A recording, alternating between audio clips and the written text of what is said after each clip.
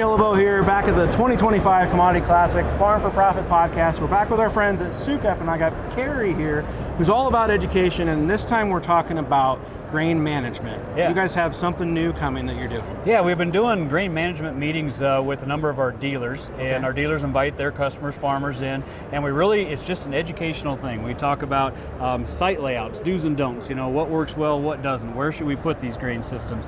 We talk about grain bin airflows. What can you do in a grain bin, and how much airflow does it take to accomplish different things.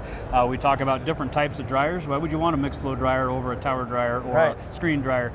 We talk about material handling things, bucket elevators versus double runs versus air systems, and kind of just cover all different aspects of that. And we'll incorporate some stuff on some of the USDA energy grants that are available out there and what might qualify for that.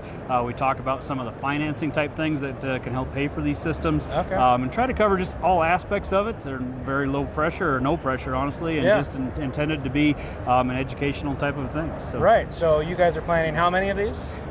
We've probably done 10 or 12 so far, Okay. and if you have interest in that, I guess we encourage you to reach out to your Sukup dealer and say, hey, we've heard about these, let's schedule one, let's do it. And about how long are these taking? Couple out, 2.5 hours. 2.5 hours? Usually we do it through the morning, have lunch, answer any questions, and call it good. Well, I know as I was going through and planning our grain site, there was a lot of questions, and what you just talked about was a lot of the questions I had. So there's a lot of ways to skin that cat. And I'd almost guarantee it will create a whole bunch more questions that we can follow up with later too. Yeah. So. Well, I think it's great. If you guys want to find out more, talk to your local Sukup dealer or go to sukup.com and get to one of these classes. You don't even have to be a Sukup customer, right, to go to these? No. So, check them out.